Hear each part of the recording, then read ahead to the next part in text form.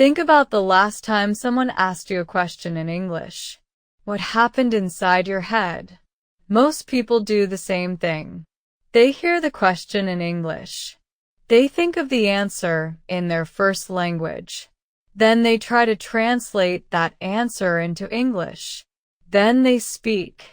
4 steps. Every single time. Fluent speakers do 1 step. They think in English. They speak in English. There is no translation in between. That gap between 4 steps and 1 is the entire difference between struggling and fluent. Welcome back to Gentle Wisdom. Today I am going to show you why translation is destroying your fluency, how fluent speakers actually think, and the simple daily habit that removes translation from your English forever. So slow down. Listen carefully. And let's begin. Lesson 1. Translation is a habit, not a necessity. Here is the most important thing to understand. You do not translate because you have to. You translate because you have trained yourself to.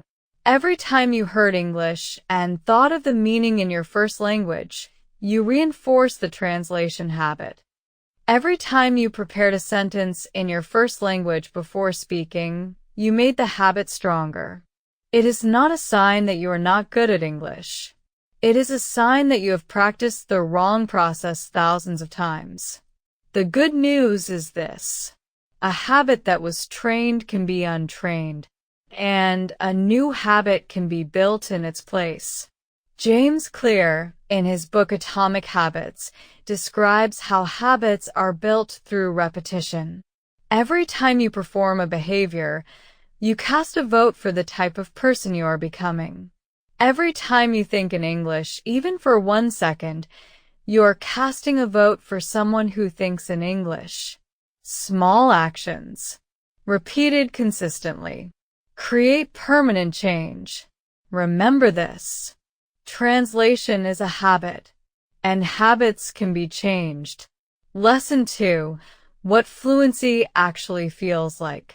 Here is something most English learners never experience. True fluency is not about knowing more words. It is about accessing words without thinking. When you speak your first language, you do not think about the words. They simply appear. You think of the idea, and the words arrive on their own. This is what fluency feels like. And it is available to you in English. But it only comes through one path. You have to practice thinking in English, not translating into English. Thinking in English. There was a learner named Run. She had studied English for 3 years. Her vocabulary was strong. Her grammar was accurate. But she could not speak naturally. Every sentence required translation. Then she started one small practice. Every morning, for 5 minutes, she described her surroundings in English. The coffee cup on the table, the sound of the rain, what she was planning for the day. No translation, just English directly. At first it was slow, uncomfortable. Many words were missing, but she kept going. After 6 weeks, something changed. In conversation, English words started arriving before the Japanese ones. The translation step was shrinking. The fluency was growing. The same vocabulary. The same grammar. One different habit. Here is what works. Spend 5 minutes every morning thinking in English. Describe what you see, what you feel, what you plan. In English directly. No translation. Lesson 3.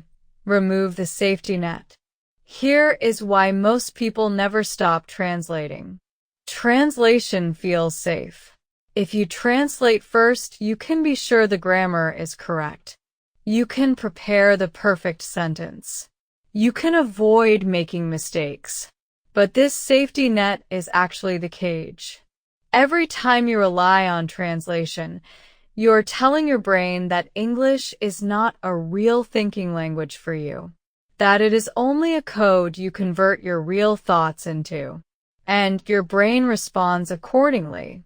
It never builds the direct English pathways. To build fluency, you have to remove the safety net. This means accepting imperfect sentences, accepting pauses, accepting mistakes, and speaking anyway. The imperfect English sentence that you thought of directly is worth 10 perfect sentences that you translated from another language. Because the imperfect direct sentence is building something. The translated perfect sentence is not. Think about learning to ride a bicycle. You cannot learn with someone always holding the back of the seat.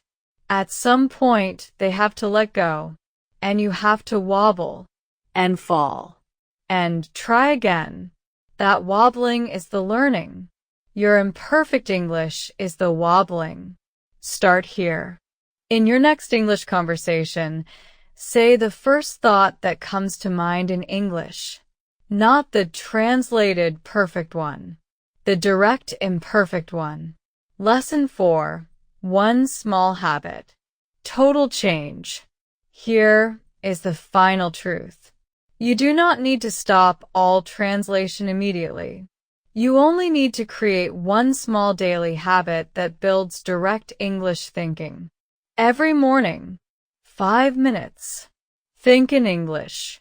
Look at something near you and describe it in English. Your coffee, the weather outside, what you did yesterday, what you want today. Do not prepare the sentence in another language first. Just look and speak English directly to yourself. At first, gaps will appear. Words will be missing. The sentences will be imperfect. That is exactly right. Over days, the gaps shrink. Over weeks, the words come faster. Over months, English becomes the language your mind reaches for first. James Clear describes this process precisely. You do not rise to the level of your goals. You fall to the level of your systems. Build the right system, 5 minutes of direct English thinking every day, and fluency will come as the natural result. You already have the vocabulary. You already have the grammar. What you need now is the habit of thinking directly in English. Every time you translate, you're choosing not to think in English. And every time you think directly in English, no matter how imperfect, you are becoming more fluent. One small habit. Every morning. 5 minutes. That is all it takes to begin. Train your mind and keep becoming.